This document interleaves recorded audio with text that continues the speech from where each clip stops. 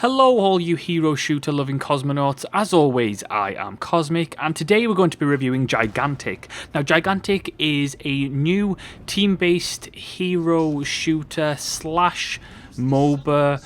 It's kind of inspired by originally MMO Combat, that it was transformed over the course of 3 years into a more MOBA style game that was brought to you by Motiga and Perfect World Entertainment. Now the game itself has been in development way for a long time, nearly 4 years, maybe 5 years maybe, something like that. That was originally slated to release a long time ago. The development studio Motiga, they were actually going to publish and develop this independently, but 3 years in they actually ran out of funds and were on the verge of shutdown. The entire 75 people staff had to work for almost a month without any pay, and then Perfect World stepped in and decided to publish the game and give them the funds in order to finish the product. Now it's interesting that the game actually launched now versus when it was originally supposed to. When it was originally supposed to, this game was actually announced months and months and months before things like Overwatch were even announced, and it was all about the hero-based shooter mechanics of the game. And now that the game got delayed and all of the terrible things that happened thankfully had a good ending, however, it allowed Gigantic to kind of overpass that period of releases like Overwatch, Battleborn, Paladins, etc, etc, etc. Now the game is certainly a lot different from something like Overwatch. For one, it's third person.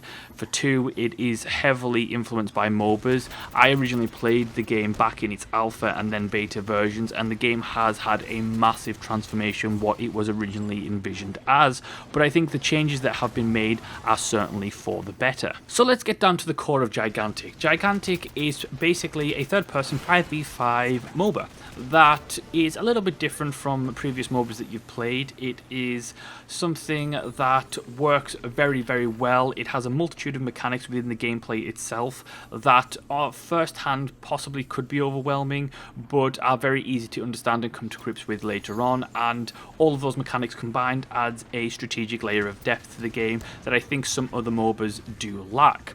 So the basic premise works that any given match, 5v5, head-to-head, you pick a class, you pick a character. Each character is unique in their playstyle and abilities and progression, and then once you are in a match, each team has a Guardian, and that Guardian has various health and shield bars, and essentially you go around in an objective-based gameplay whereby you take over points on the map and you can build creatures to protect those points, and each of those creatures can do various things. So some are healing creatures, others build walls that people can't pass, others are revealing the enemy locations, that kind of thing.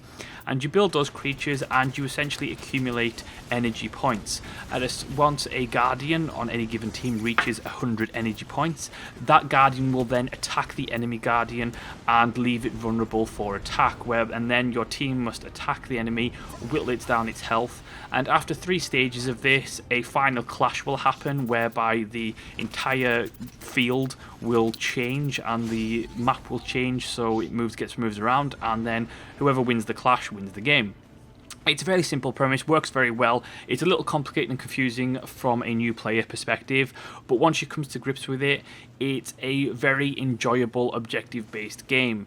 It's all about getting kills, making sure to take objectives, making sure to defend certain objectives at certain times, making sure that your team is coordinated and that you communicate and you work together so that when your Guardian attacks the enemy Guardian and they're vulnerable, you can do the maximum damage possible, or perhaps that while the enemy is defending their vulnerable spot, you go and take another objective for the next round. And it's something that I find to be very, very enjoyable and engaging throughout each match. Something that I've really found quite fond of Gigantic is the fact that in terms of its strategic layer, in terms of the tactics that any given team can employ on all the different maps, it's something that's fairly varied. You can really win a multitude multitude of ways, and you can defend in a multitude of ways, and you can focus on killing the enemy creatures or building up creatures, or you can focus on directly challenging the Guardian when it's vulnerable.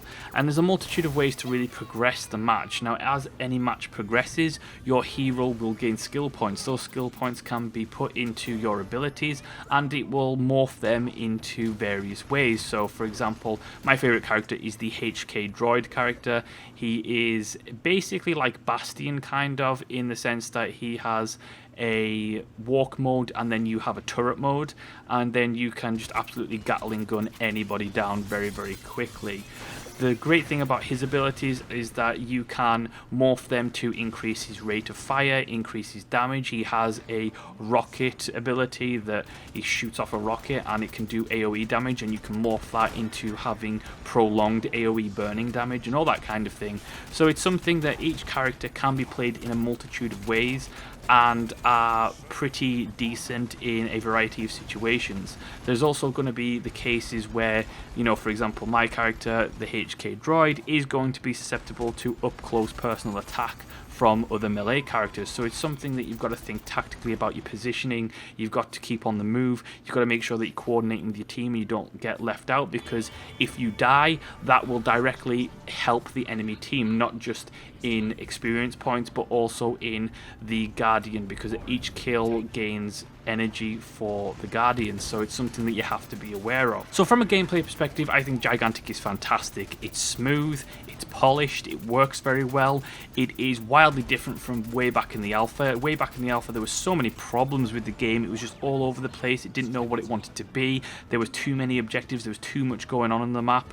And now this is very much a focused, streamlined experience that still has the depth mechanically and strategically, but gets rid of all that excess so that it doesn't become too overwhelming. And while there is a little bit of a learning curve, and there is an additional learning curve with, you know, learning all of the new characters, it is something that is very easy to pick up and play. Lastly, I absolutely love the overall aesthetic. I love the art style, I love the sounds, the voice acting, what little there is fantastic, and the whole game has just a vibrant, nice feel about it. One thing that was one of the most notable visual changes from the early alpha was the fact that the game used to look very visually messy. There was so much going on, so many vibrant colours, so many explosions that you couldn't really tell what was going on, and that has been toned down, but with retaining that original art style that looks fantastic. There's very few problems with Gigantic in terms of its base game. The game is free to play. The progression system is a little bit grindy because it's free to play. You can purchase gems to purchase skins and heroes. If you don't purchase heroes or you don't purchase a starter pack, then what you'll end up doing is playing in a free rotation until you earn enough coins or gems to be able to purchase a hero to have them permanently in your roster.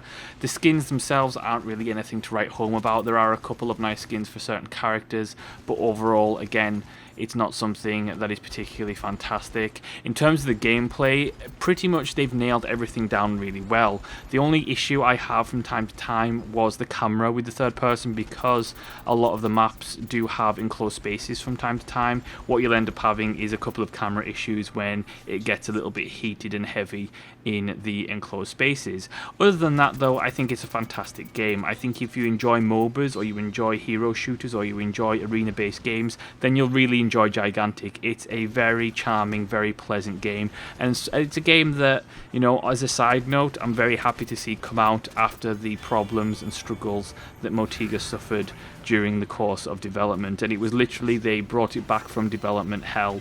The developers could have just given up on it when they ran out of money, and by all intents and purposes they should have, most people would, but they kept going and it's finally here, and I wish them every success. So that is my review of Gigantic. Thank you so much for watching and listening. Let me know what your thoughts are in the comment section below. If you enjoyed the video, hit the like button, make sure to subscribe, and as always, I will see you next time.